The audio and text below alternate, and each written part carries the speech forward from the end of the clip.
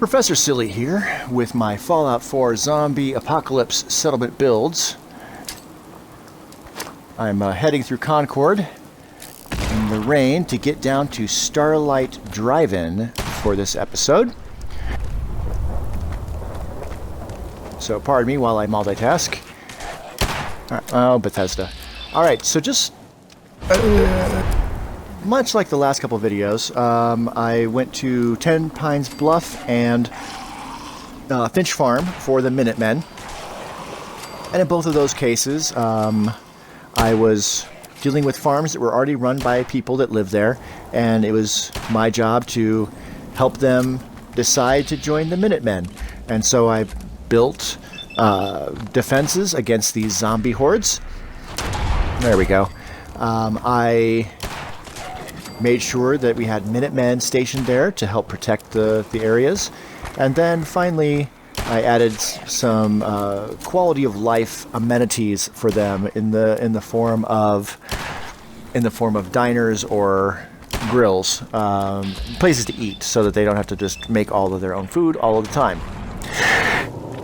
There we go. Now, Starlight Drive-In is going to be a little bit different. I need to build a recruitment settlement beacon, which means there's nobody there.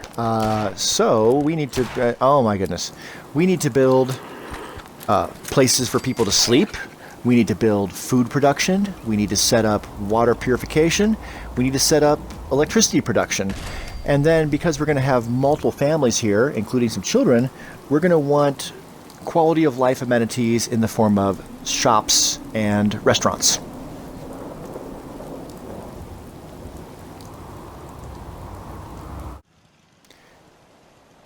All right, fast forwarding into the future. We are on the east side of the settlement. Let's go through our junk fence gate. I built a junk fence entirely around this settlement, so it's protected from all sides. So this building obviously pre-existed. This is where they projected the films from when it was a drive-in. And so I've turned this into an outdoor eatery with all outdoor seating. So we've got food and drinks served. Because there's children in this settlement, I wanted to build a playground. Put plenty of dirt down to try to minimize skinned knees. Also built a comic book and toy store. So we've got a nice big statue to make the kids happy there. We've got Silver Shroud outfit with the gun, bobbleheads for sale, lunchboxes for sale. Here's our comic book guy. He's shady. Comic books. And then toys over here. Those guns are toy guns, I swear. Pinball machine, grognack, costume, and weapon. It seems like most of my settlers like hanging out here. Yeah. Next, I'd like to show you our general store. So as you can see, it kind of has a strange shape in between the first floor and the second floor. Originally, I was going to have all of my merchants sleeping in the same buildings that they sold wares from, but I changed my mind. So here we have a general store. We got food, drinks, clothing, some amount of tools, more tools and clothing there. We got knickknacks up here. She's got some storage behind her desk there. She's also a Nuka-Cola merchandise fanatic. So this upstairs is a Nuka-Cola section of the shop. So she's got some souvenirs from Nuka World in that case over there, some branded cups and plates, as well as a good selection of Nuka-Cola clothing. I'm not sure what her source is, but she has it. I imagine that everybody living here will be wearing Nuka-Cola merchandise by some point. If she has her way, that'll be the case. I like to have plenty of light within my stores as well, as you can see. All right, next the diner.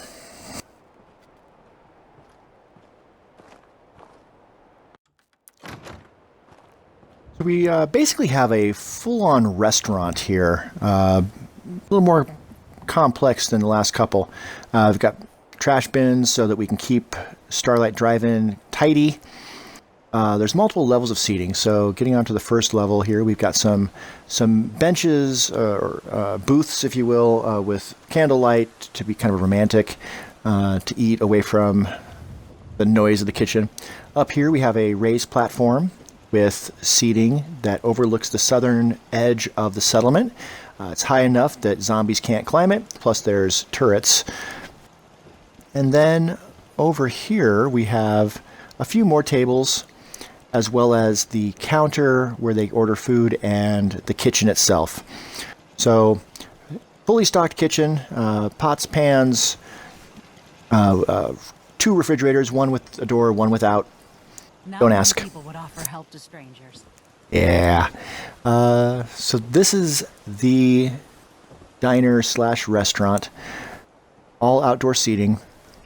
I also have a clinic here. I like having a doctor in my settlements in case I need to have radiation or any other illnesses dealt with without the negatives of survival mode, antibiotics, or RadAway. Got a little waiting area here with magazines. I want to keep it nice and open. So plenty of light as well as natural light. Let's get a look at you. I gave her a wig just so she wouldn't scare the kids so much. Don't mention it. Right, this is the clinic.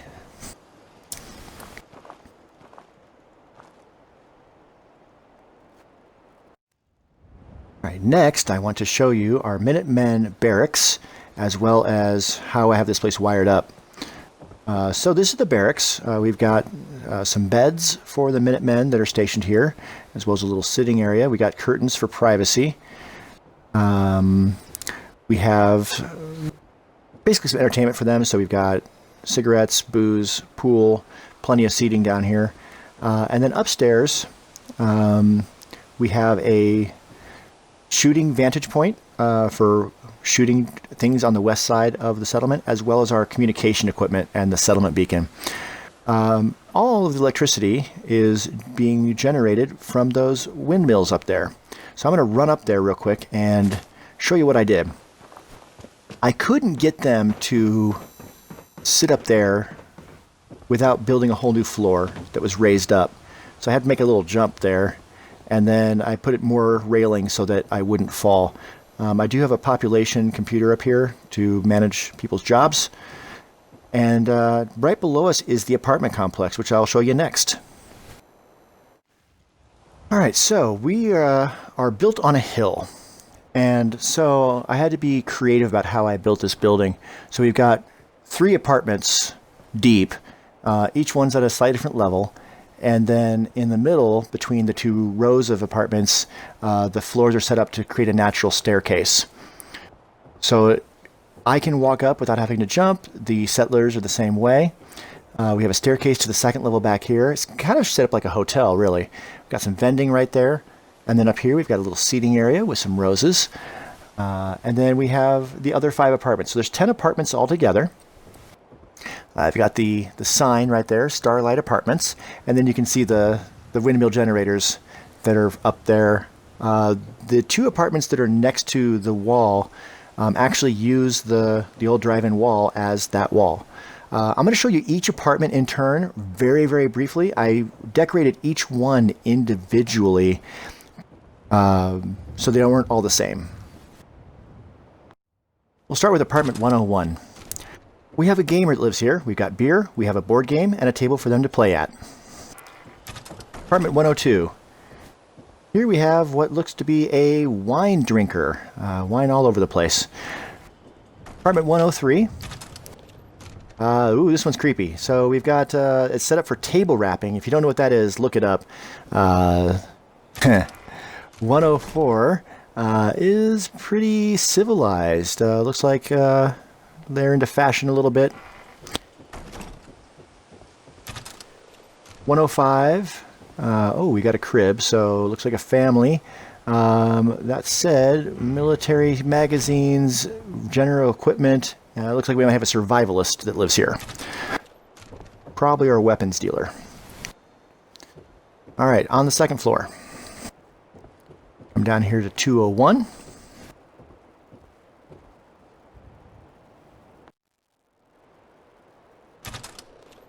201.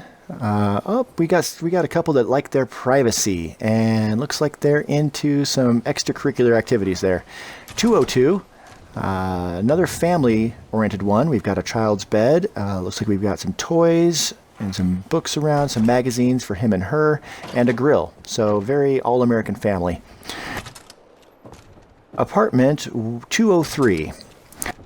Looks like we've got some readers. Got some reading glasses and some books there. 204. This looks like a stoner's apartment to me. Yeah. And then 205. Looks like we got some gym rats staying up here. So not a lot of decoration equipment and performance-enhancing drugs. So yeah, we got some gym bros up here. I've got a view from the window on the second floor, as close as we can get to a poster that's perhaps a little bit sexist.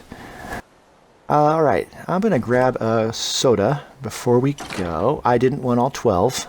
I didn't want all 13. Let me put 12 of those back. I only want the one. There we go, and let's drink that sucker.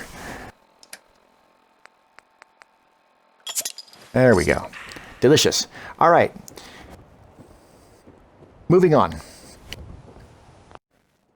On the north perimeter, I want to look next at our greenhouse and our weapons and armor shop.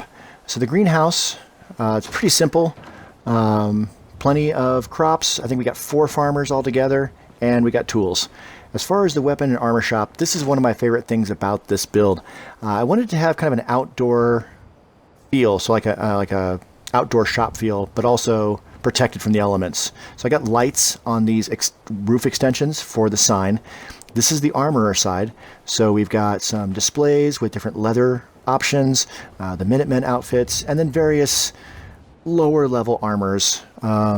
This is for Minutemen and settlers, so we don't have like a lot of power armor or things like that here. It's all very low level, helpful.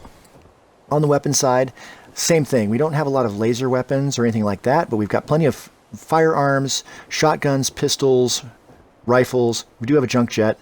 Nice statue there. Plenty of ammo.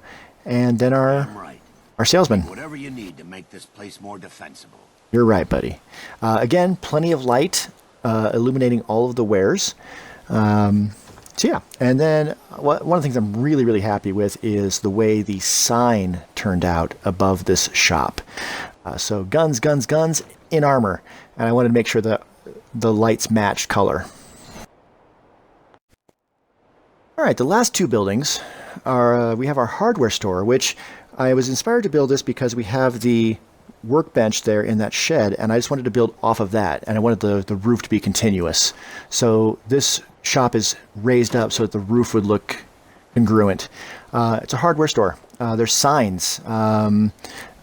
There's pallets. There's plenty of tools and radios and anything else you would typically find in a hardware store. More tools, tool boxes.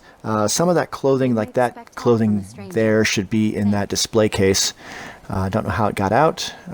Mannequins with utility clothing. No, more toolboxes, lanterns. And then this shop owner does live in their shop, so they have their little office back here with a military-style cot. All right, the last building is the first building. It's the very first building that I built in this settlement. Hi, mister. Hey, it's one of the kids. So obviously you have this pool of water in the middle, and once you remove the barrels, it's no longer irradiated. So we have our water purifier, a nice industrial-sized one. This has got 2 levels, so you can walk around and more easily make repairs to the top of the purifier. Windows looking out to the south. And I like that you can see through the floor down to that dirty water that's being purified. Also, the roof was a really tricky build for the different kinds of buildings we have. And then we have an office. It's my office. Has a population computer in there so I can assign jobs.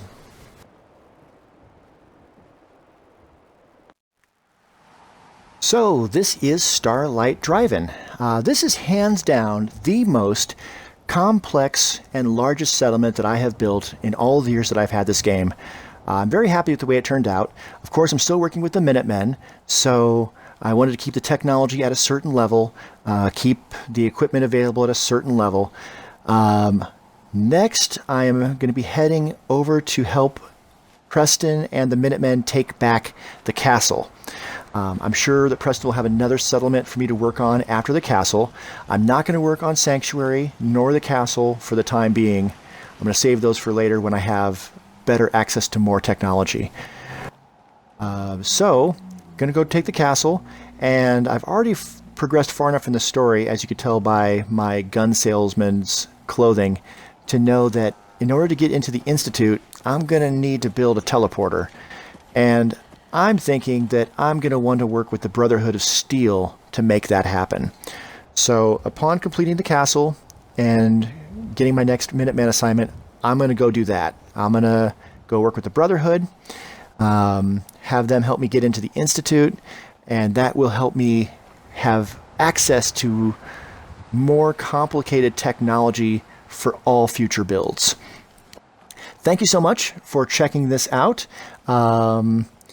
I'm really enjoying making these videos. I had to make this video 6 times because my hardware kept glitching out on me, but I'm glad to have it done and in the bag. Be safe out there. It's a crazy world these days, so play it safe, and I will see you all again very, very soon.